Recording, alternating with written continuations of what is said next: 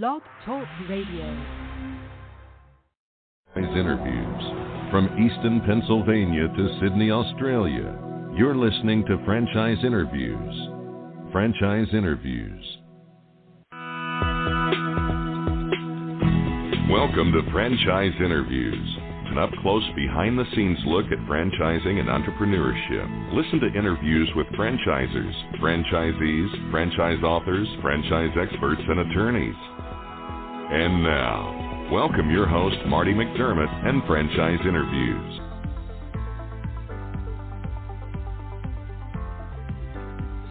Hi, everyone, and welcome to a very special edition of Franchise Interviews. We have over 17 years now, we've been asking the entrepreneurs one-on-one. I'm your host, Marty McDermott. I'm the president of Franchise Interviews, and we have a great show. Well, we're meeting with Neil Hershman, the CEO of 16 Handles. And 16 Handles opened its first store in Manhattan's East Village in 2008, becoming the first self-serve frozen yogurt shop in New York City. We're going to talk to Neil about that in just a moment on Franchise Interviews. So stick around because we have a great show.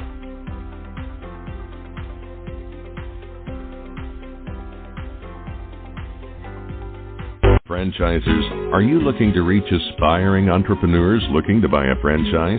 Are you looking to reach a highly educated audience on franchising? Franchise Interviews, an up-close, behind-the-scenes look at franchising and entrepreneurship through our website, franchiseinterviews.com, where you can hear and read interviews as well as get tips from some of the most successful sources in franchising.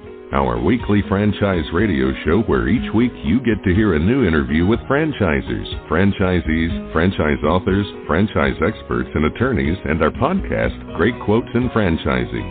For more information, go to franchiseinterviews.com or call us at 610-905-2919. That's 610-905-2919.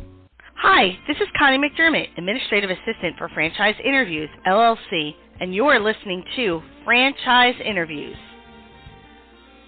Franchise Interviews from Easton, Pennsylvania to Sydney, Australia. You're listening to Franchise Interviews. Franchise Interviews. Hi, everyone, and welcome back to a very special edition of Franchise Interviews, where for over 17 years now, we've been asking the entrepreneurs one-on-one. I'm your host, Marty McDermott. I'm the president of Franchise Interviews, and as we were saying earlier, we have a great show today. We're meeting with Neil Hershman, CEO of 16 Handles. And 16 Handles opened its first store in Manhattan's East Village in 2008, becoming the first self-serve frozen yogurt shop in New York City. Hi, Neil. How are you? Welcome to the show. Hey, thanks for having me. Doing well today. Good. That's fantastic, Neil. We always like to ask our guests, where are you calling from this morning, Neil? I'm in our office in Midtown Manhattan, a block away from, the third 16 Handles that was ever built in Murray Hill. It's the middle of the winter, so it's a grind. We've got a lot of stores under construction and development now, so just reviewing some plans and helping out some franchisees. That's great, Neil. You know, it's 800 of these interviews, Neil, and I find your story to be one of the most interesting. I thought, maybe we can kind of go back a little bit to the beginning and, you can talk about how you got involved in franchising. Sure. I graduated from university with a degree in finance and astrophysics and decided to go the finance route because I liked money and I didn't want to stay in school for another 2 years and do a PhD in astrophysics, which is really what you need to get that career jump started. So went into the finance route and worked at a great asset manager, a fund of funds, a hedge fund.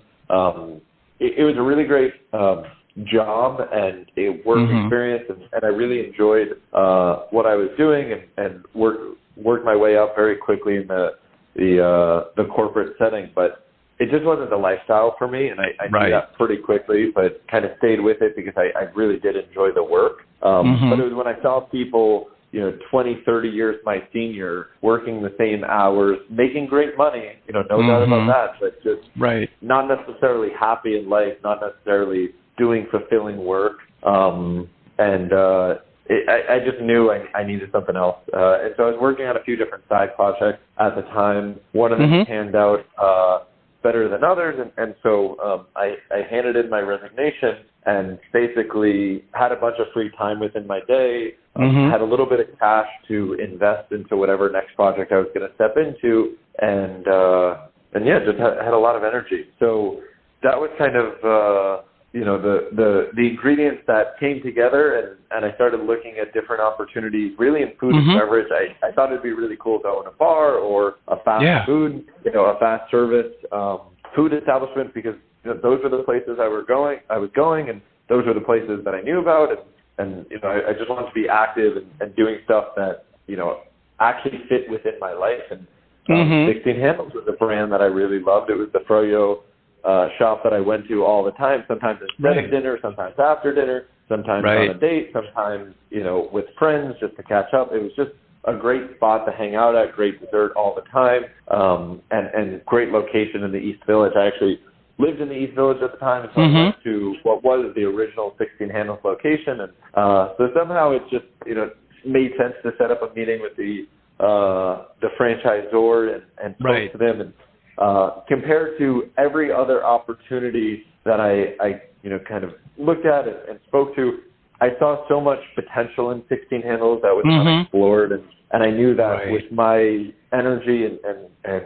optimism and, having been a customer for, 2 or 3 years at that point, I knew a lot of the changes that I would enact on day one. And so I used an SBA loan, acquired my first 16 Handles location, realized the profit potential was even higher than I thought if the stores would run really well. Because what tends to happen a lot in these businesses is people make their return on investment relatively quickly, and year after year they start becoming a little bit more passive, and then all of a sudden you look at things and it's like, wait, the bathroom's not working. Why has nobody called a plumber?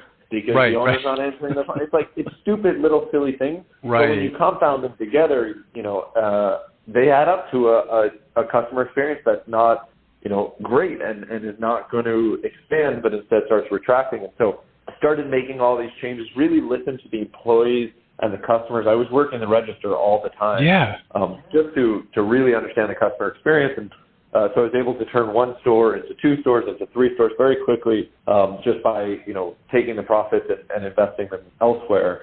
And I was working, every shift, every day, to make these stores better and to really understand the concepts. And at that point, I had these ideas about how I would build the next 16 Handles, what it would look like, because the stores I was taking over, I was renovating, and they were, 10 years old or so.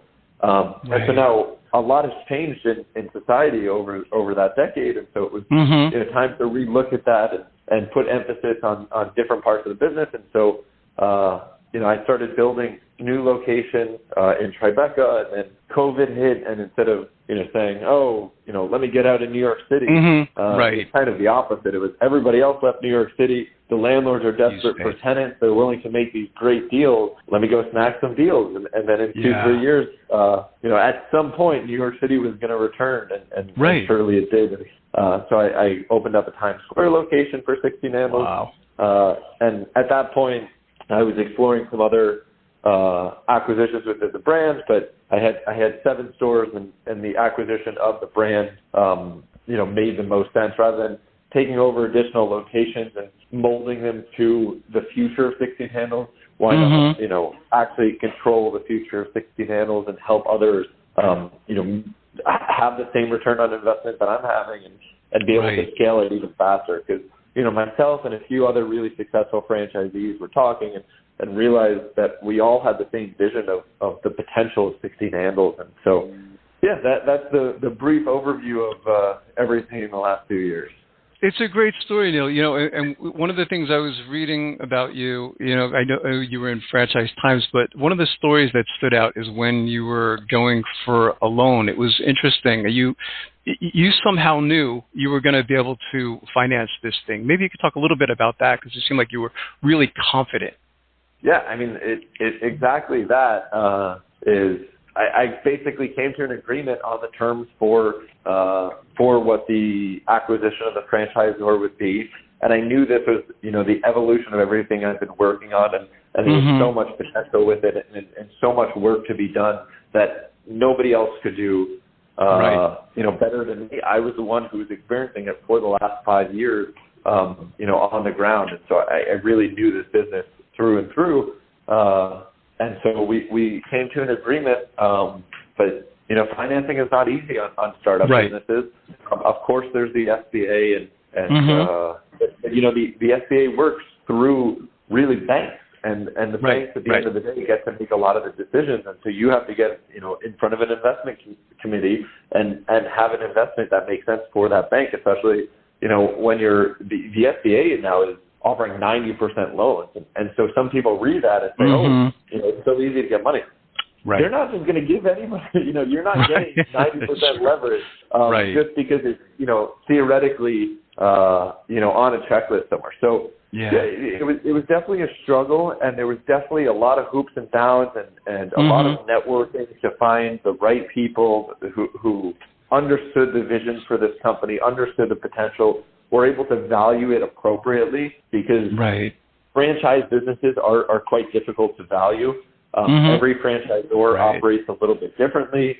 Sure. And the stores are a little bit even easier to value, because a store business usually trades, around 3x EBITDA, whereas the franchisor, if you look at the public market where you have some of these massive franchisors, are sometimes trading between 12x EBIT, because as you scale, you do become more cash efficient and profitable, and so very hard to value. So I had to really find the right partner. Even then, it was like, okay, things are going to get approved. Oh wait, here's something else we need, and here's something else we need, and it was always there's just one more thing. But kind of just never gave up, even at the point where I was kind of you have these moments, right, where you're like, hey, the mountains in front of me are just too large. There's just no way around it. You go to bed, you wake up the next day, and you say, all right, let's just start attacking it one by one, check off the list, and eventually,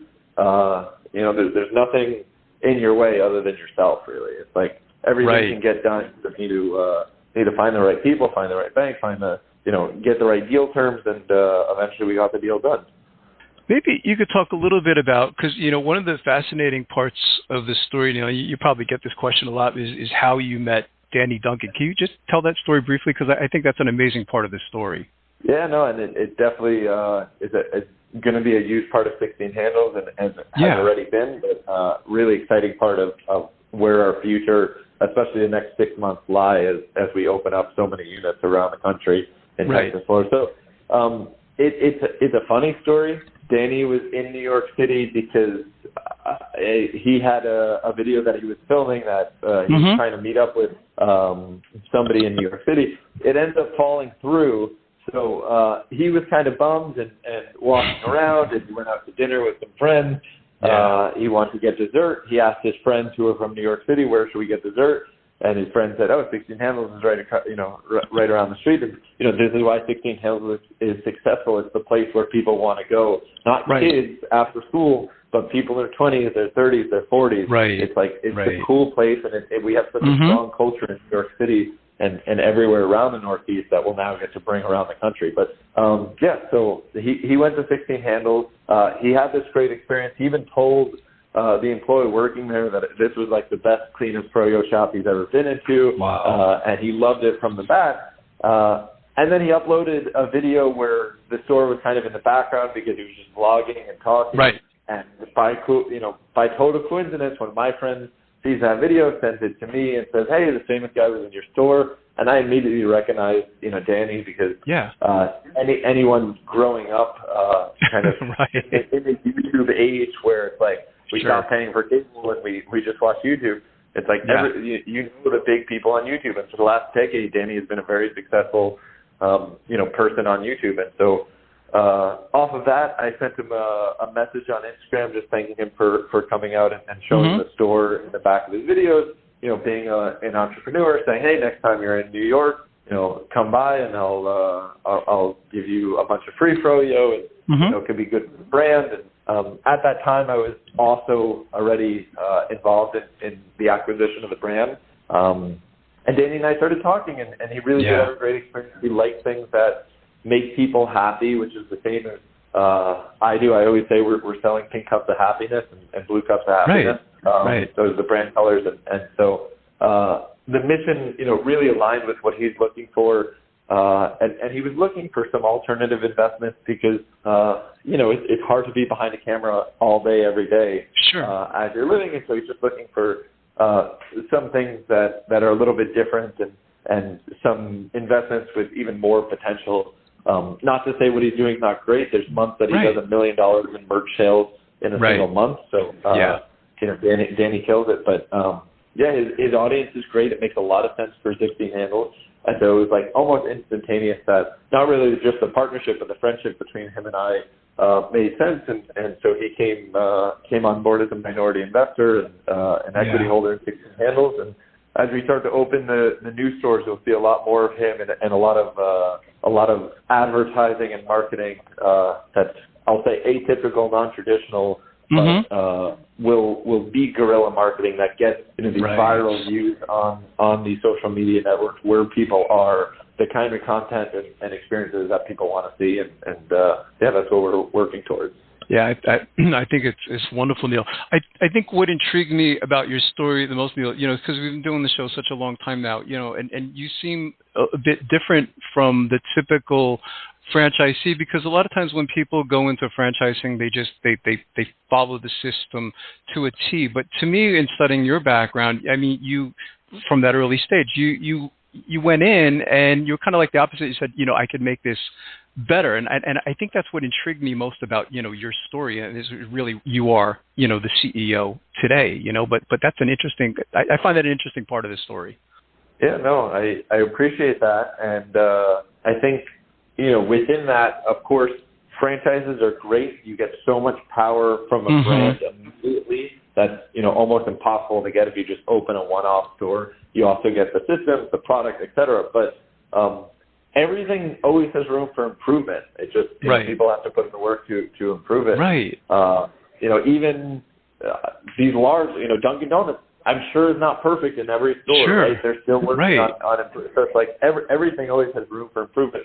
The great thing, and the reason I think franchising works so well, especially for ice cream and frozen yogurt and frozen dessert, is because dessert is such a community event. It's where you come together after everything else as your final celebration, as your final sigh of relief that the day is over, and you can just enjoy and relax and celebrate the wins, whatever it is. And so having that community-centric culture requires somebody locally in that community. And that's why franchising, I think, works so well in our business, especially, is because you get the power of the brand, but then you also have somebody local in their community who really understands that community. And you'll see as we're building out these new stores, we're being very thoughtful in not the same design, just, posted a bunch of different places, but it's based on the culture of that neighborhood, the design and aesthetic and vibe and type of seating that those people want, so that it fits within the community. It's not just 16 handles, stamped everywhere all at once. So we're very thoughtful in that, because I do think ice cream, again, is just so community focused, and so I think the franchising model works well. But in that exact spirit, I think every franchisee does have a little bit more leverage in our franchise system than they might in others, where we want them to bring in their community. And if that means some small changes here and there, not only will we support that, we'll help with that. We'll do the graphic design. Right. Our goal and our franchisees' goals is, of course, increasing revenue, making people happy, but making people happy is selling more products. And so anything we can do to continue to increase our revenue, we're totally on board for. And that was definitely my approach as a franchisee, and now it's my approach as a franchisor. And you'll see my two VPs and really the management of the brand is also by other franchisees. Eric and Lisa both run the Fairfield, Connecticut store. And so we're taking this kind of franchisee-centered approach to franchising, which I think is refreshing, because, like you said, I've also spoken to a lot of these other franchisors. At some point thought about getting into the chicken concept. And, I've seen how their systems are, and it does sort of sometimes feel like you're working for them, even though you own your own store. And that wasn't exactly, that wasn't exactly what I wanted to do when I was a franchisee, and so it's not what I want to sell as a franchisor.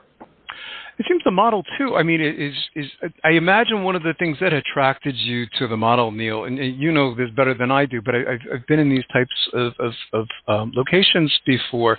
Is the simplicity of it? It doesn't seem like you have to have a lot of manpower within a 16 handles to run it. Maybe you could talk a little bit about that. Low labor, high margin. Yep. That's what we always have. Yeah. Usually our stores have, 2 to 3 people at most, teams of like 6 to 8 people. If there's an active owner who's working some of the hours, then it could be a team of, 3 kind of helpers here and there. They are much easier to operate than a lot of other concepts because the money makers, the soft serve machines, and we use a kind of bespoke soft serve machine now, but those soft serve machines, they're as automated as you can be. Everyone's talking about, we got to automate the fry cooks and all these things. Right. Our whole business was always automated, and especially being self-serve. And self-serve works. It's not that we're self-serve to save labor. It's because the customers want that customization experience where they can make, one of a million creations. Anytime it's not the same thing if they don't want it to be, or it is if they do want it to be. But, usually you add a new topping in, you try something different every time. And, it's not like some of our competitors who are very stingy on the toppings. If you want to load it up with mochi or bursting bubbles or, gummy bears, load it up with gummy bears. Who are we to say no? So, it's definitely a lot less labor on the management side too. It's a little bit easier to manage. There's, of course, a lot of SKUs of yogurt because it's 16 flavors at any given time. But we very much know through experience which flavors work during which season.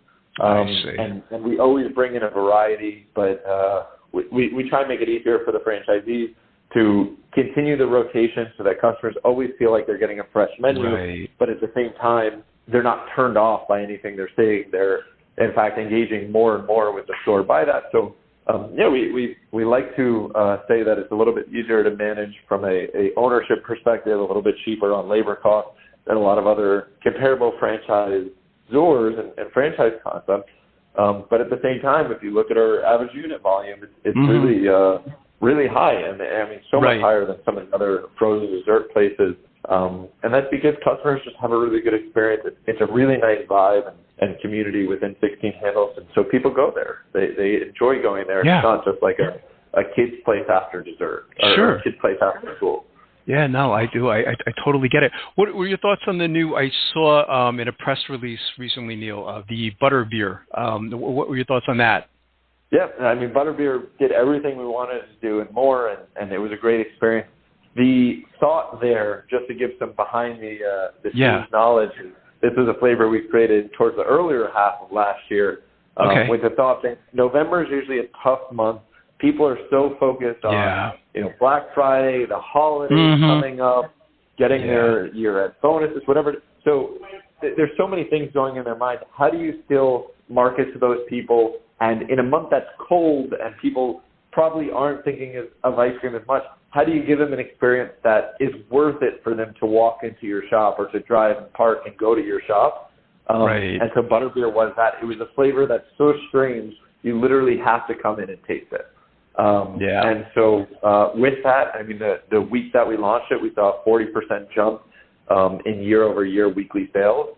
And so we were really, really happy with that. The customers have been really pleased with that. 16 handles, we launch a flavor every 16th of the month on the 16th. So every year, every month, we're always innovating and coming up with new ideas. But especially in the winter, it's more about these experiential flavors that draw people in through marketing in times where people might not be thinking of 16 handles as frequently as they do during the summer when, you want to go out and celebrate the wins and you want to eat ice cream because it's 80 degrees outside. So we had a great experience with it. It's still in the handles for a limited time, and I'm sure customers are going to miss it. So it's one we'll bring back. Oh, yeah. I think that's fantastic. There was a popular movie, I guess it was back in the 80s, and my wife wanted me to ask you, and I said I didn't want to ask you this question, but she said the movie 16 Candles. It just has a nice ring to it. 16 Handles. It's so easy to remember. I was always. She wanted to know, was it based off of that movie? Is that where they came up with the number 16, or was it just kind of a? The answer that I understand it to be is it's a little bit of everything. Is a little bit of everything. the 16 Candles was definitely like the name recognition or the verbal recognition of that was definitely helpful. But also 16 flavors is the perfect amount. Yes, because it allows us to have the signature ones, but also we're never going to not have vanilla, chocolate, the tart flavors, things like that. But at the same time, we need enough handles so that we can rotate some seasonal flavors within there and keep things fresh. So it fits. 16 also, just let's break down the number for a second. A very happy number. If you think about when you're 16, you've got 16 going on. Yes. You're like nearing the kind of time in your life when you're so confident and you feel on top of the world. You think you know everything. It's just like a happy, even number. So for so many reasons, the name works. But 16 Candles was definitely a thought during that those first conversations. So I'm glad I asked the question. I didn't want to ask the question originally. I was like, I'm not going to ask him that. It's like a crazy question to ask, but it makes sense, though. I think that's fantastic. What, speaking of franchising, Neil, I mean, so what's important to you? I mean, are there any types of characteristics or traits that you consider important before you take on a franchisee to 16 Handles? Yes, absolutely. So, obviously there's the boring ones, the network, the financial aspect, making sure somebody really can make this investment and, is ready to in their career, in their trajectory, and knowing that it's going to take some time.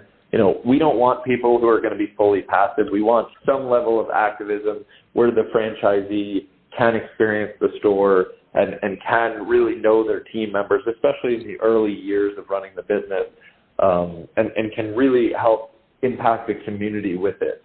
So not to say that, the job of the owner is to bring in all their customers, because it's not, that's why you're paying for a brand name, but there definitely is a community building aspect. And we want people who are ready for that, who want to grow within their community and want to be known as the person who, sells happiness.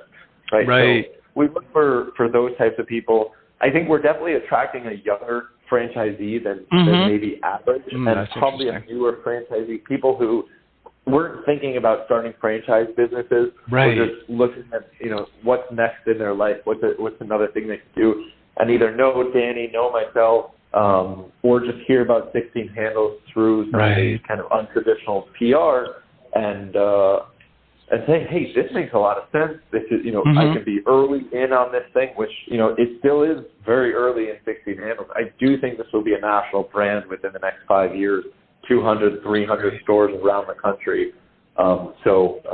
Right now we're looking at around 45 units crossing by the next few months. So, predominantly in the Northeast, but now, let's see, 6 stores going around Houston and Texas, and then all over Texas, Dallas, and Austin markets. Also, the Florida market, we're so excited about a few units opening, Orlando, Jupiter, along the East Coast, and then we have a Naples store on the West Coast open earlier this year, and Danny's opening his own store in Englewood, which is near Sarasota, Florida, very shortly. So Florida's a great market. The Carolinas, as we start to cover the rest of the East Coast, are an exciting market for us. So, yeah, I mean, it's definitely an exciting time for 16 Handles, but I think, we're attracting a little bit of a younger franchisee, somebody who this is probably their first experience in franchising, and we're really giving them an experience with franchising, and so hopefully they don't ever go to another franchise, because I think they'll be a little disappointed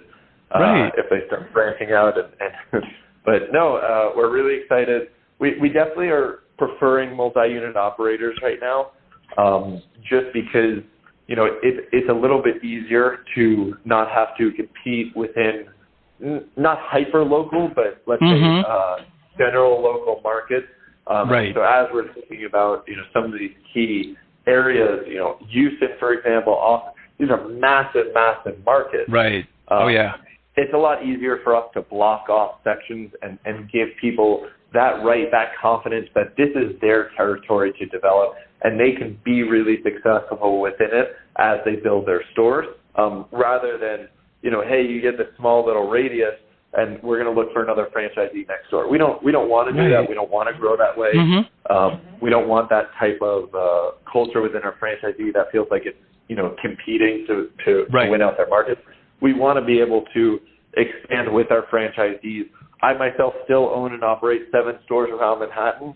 Wow. So I get it. I mean, I get the benefit of an exclusive area, and that it takes time to build up a market, but once you do it, you can be really successful at it. And so, we're just trying to find the right people that we want to grow with, that really want to get involved in their community and love 16 Handles, the brand and the mission. That's fantastic. Well, I know you have a bunch of meetings coming up today, Neil, so I want to respect your time. What's the best way for our listeners to get more information on 16 Handles? Of course, there's the franchise opportunity, but even the product itself. Any websites you want to kind of direct them to? Sure, yeah. The 16 Handles website, 16handles.com. Even if you type it in wrong, we own all the domains. And then, for franchising opportunities, own at 16handles.com. Which is where we talk a little bit more about the opportunity, the FDD, and all those boring requirements, let's call them. And then I mean, we're here to talk. I love getting on camera virtually with people all over the country. So submit an inquiry on the website, and we'll open up the conversation if it sounds like an interesting opportunity. Well, I can't tell you how much I've enjoyed talking to you, Neil. I'd really like to invite you back in the future as you continue to grow. I think this is a wonderful franchise opportunity, and it was a privilege for me to speak with you today. I really appreciate being on the show, and we'd love to come back later on. Thanks, Neil. This was my pleasure. We'll be right back with more franchise interviews.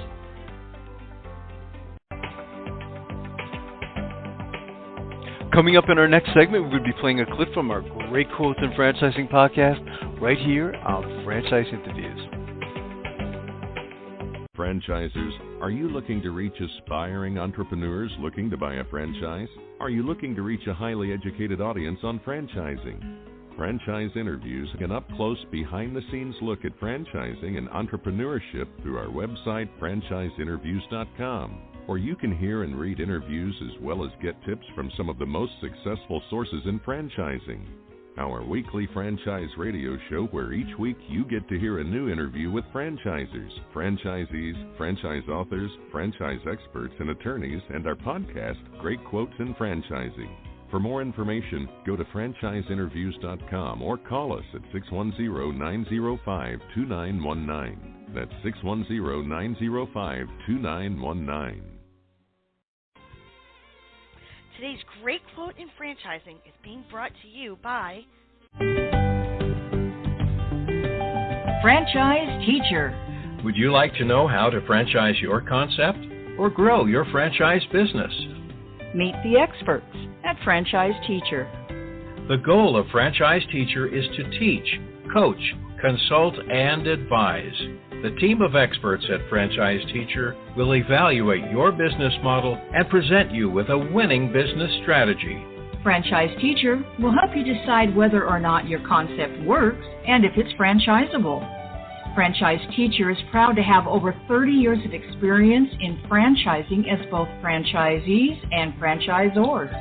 Franchise Teacher are developers of over a dozen franchise systems, which include brick and mortar as well as home-based concepts of nearly 3,000 combined franchise locations. Whether you need to add more units or get more customers, Franchise Teacher can help. We will teach. Franchise Teacher will help you learn our proven system. Coach. Franchise Teacher will help you provide a game plan to succeed. Consult. Franchise Teacher will make sure you stay on track. And advise. Franchise Teacher will help you learn from our over 30 years of experience in franchising as both franchisees and franchisors. Take advantage of our free, no-obligation phone consultation. Simply go to franchiseteacher.com or call us at 561-385-3032. That's franchiseteacher.com. Or call us at 561-385-3032.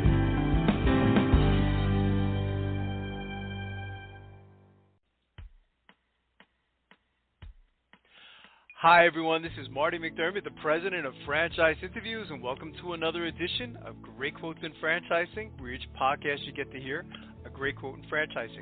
You know, we've been hosting Franchise Interviews many years now, and during that time, we've had some incredible quotes on our show. Today, you're going to get to hear from Nick Friedman, who is the founder of College Hunks Hauling and Junk and Moving Franchise Opportunity. And Nick said something really quite brilliant on our show that we haven't heard in over a decade of doing franchise interviews. We started speaking about the 4 F's of franchising, and interesting enough, we ended up with 5 F's of franchising as we were doing the interview with Nick. And, you know, in marketing, we talk about the 4 P's of marketing, which is product, price, promotion, and place. So I thought this was really brilliant what Nick said. So here we go with Nick Friedman, the founder of College Hunks Hauling and Junk Moving Franchise Opportunity. That's right. What, you know, the majority of our listeners, we call them, Nick, we call them aspiring franchipreneurs. What types of characteristics do you look for in your franchisees? You know, what I like to say is there's 4 F's when considering a franchise, which is also, I guess, starts with a letter F. So, you know, there's 4 F's that come out of franchise. And I think this is what a prospective franchise should think of when they're considering what franchise they want to pursue. And this is, quite frankly, I think what franchisors should consider when they're evaluating a prospective franchisee. So the first F is fit. You know, do they fit? In other words, do they have transferable skills that can make them effective at this business? Have they done anything in their prior professional or personal lives that would make them be successful in this type of business? The second piece is the family side. In other words, does their family support them in them pursuing this endeavor, whether it's their husband or wife or kids or parents? You know, do they believe in them? Because you don't want things to get tough in their inner circle to say, I told you so. You want them to, you know, kind of cheer them on to get through it. The financial piece is important. In other words, are they capitalized to be able to invest in the opportunity, and do they have realistic financial expectations? And then the last F is the fun factor. You know, can we have fun working with this individual? You know, franchising is very much like a partnership, even though that's not typically called that. You got to have, you know, an alignment of vision and values to be able to enjoy working together. So that's really what we look for. You know, we want people that believe in the secret sauce that we've already developed. We don't want somebody to come tell us that they think it should be done differently. We want them to tell us that they believe in what we've created. And sure, we would, you know, want to continuously improve and encourage ideas, but not, you know, we want folks that believe in the system and are going to execute the system rather than trying to shortcut success by doing it, you know, doing it their own way. And I think that's, you know, really no different in our system than any other franchise model that is going to be successful long term. They need to really take into account those factors. That's great, Nick. We have this great quotes in franchising podcast. Anytime we hear, you know, Michael Gerber's been in there a couple of times, but we're going to put that one in there because I haven't heard that in over a decade, and I think that's great advice to our listeners. It's really fantastic because it's true. I mean, you could really, your business, you could teach to anybody, couldn't you? I mean, pretty much, you know. But you know, it's interesting in putting those factors in there. You know, like family support, you know, and even fun. I haven't heard that, you know, but it should be an enjoyable business, and you know, because it is a stressful situation for the customers, I guess you got to be able to put a smile on your customer's face, don't you? Absolutely. And I mean, you know, as you know, there's over 3,000 franchise opportunities out there. So, you know, what's going to separate one from the other? It's got to be something that you can enjoy. And I guess I'll grab another F out of there. I'm on a roll here. Fulfillment. You know, is it something that, you know, we're going to be fulfilled doing day in and day out? Because I think franchising is a lot like a gym membership. You know, if you join the gym and you've got fitness goals, you're getting access to all types of equipment, personal trainers, coaches, workout groups, but you still got to go and show up and do the work. So if you buy a franchise, you're getting access to the business model in a box. You're getting access to trainers, coaches, you know, fellow franchisees that you can, you know, hold each other accountable with, but you still got to show up and put in the effort to execute that business model. So that's where I think those factors come into play. Once you decide that, you know, you do like them, you know, and they like you, Nick, you know, and there is a fit, you know, what is the training like? I mean, do they typically come to Florida for training? How does that work? If you'd like to hear that whole interview with Nick Friedman of the College Hunks Hauling and Junk Moving Franchise Opportunity, all you have to do is go to franchiseinterviews.com, go to our franchise interviews by category page, and then go to our home repair and improvements page, and you'll be able to listen to that whole show with Nick Friedman. It was really a fantastic interview. It was great to finally have Nick on the show. And lastly, we'd just like to thank everyone for making this podcast such a big hit. It's hard to imagine we've been doing it now over 10 years, and it's just amazing to see where the podcast has gone. So thanks, everyone, for listening, and we'll see you again soon with another edition of Great Quotes in Franchising, sponsored by Franchise Interviews. Take care, everyone. Franchise Interviews. From Easton, Pennsylvania to Sydney, Australia, you're listening to Franchise Interviews. Franchise Interviews.